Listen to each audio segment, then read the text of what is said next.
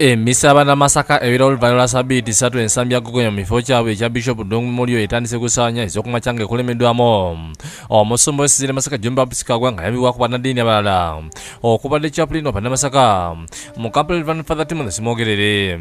Emisa yeetabiddwako bannabyabufuzi bangi nga bakulemeddwamu omubaka omukyala Bukomansimbi omulonde Veronica Nannyondo n'abakungu abalala okuva Emmengo nga bakulemeddwamu Kago ey'omulo Tofirima Lw'okweza Ssentebe wa Kasita Everest Kayondo n'abalala kwaya St. Francis Kitasa yekulemedde mu kolo binyimba nga bategese omulundi guno.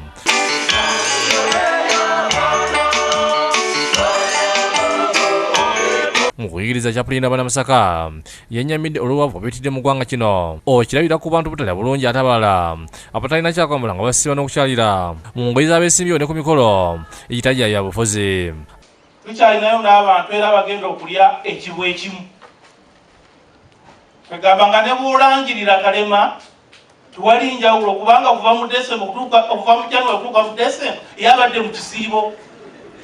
Asibye bannamasaka okwongera okulagana okwagalana okola ennyo nga bayamba ne bannaabwe gyokka beebaza olw'okulonda obulungi nga tebafudde ku nsimbi. Era ne mulaga ensi nti amazima gasitowa okusinga ebikutiya bya ssente mukuliko ennyo.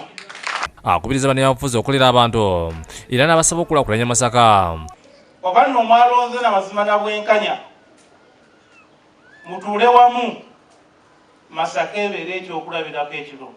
Bano abasabye okukozesa obulungi omwaka gw'obusaasizi era neewuunya olw'obusambattuko mu maka omulina okutengana. Bannange obukambwe buyitiridde mu maka. Omusumba Kagwa abeebazizza okweta mu misa yaabwe eno n'aggumisa ebibadde mu kubuulira n'okwaniriza abagyetabyemu. Eno abeetabye n'omusumba okuweereza ekitambiro kino. Ebyo nga biri biti abeesimu lya St. Maria Gorettes Katende empigi nga beetegeera okujja kusimya 15 zikusiza ekibiina ekyabayizi abeesomerako mu ssomero lino basobole okuzuula abo abalina omugaso mu ggwanga.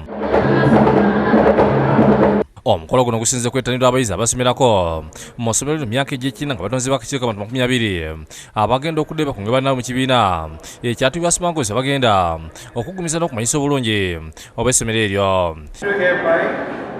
Someone swear by this holy Bible that I will willingly accept to take up the responsibility. Basoose okufuna omusomo okuva eri omukyala Okero Beatrice aludde nnyo mu kuteekerateekera enkiiko ez'ebibiina bayitako masomero ag'enjawulo. Ono abalumiza ku ngeri y'okulondamu abakulembeze ab'akakiiko ke bayitako masomero ag'enjawulo. That's what an association is supposed to do. But it should not keep you backward. You can also move forward.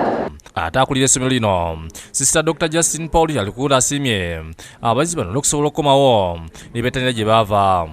And we shall continue helping your executive to call you, and please, whenever you are called, try and come. Ssentebe w'akakiiko akapya Nsamba Robert Owen ategeeza Bukedde TV ndi wakuddukanya bulungi ekibiina awatali kwekaanya. Ensonga gye njala okusookerako kwe kulaba nti ngenda mu lukiiko n'enteesa ebiteeso ebirungi ebintumiddwa okuva mu bayizi abasomerako wano ba old student. Ssentebe Vincent ne Agnes Najjuma bakisakidde eggulya ino lwa Bukedde TV. Congratulations.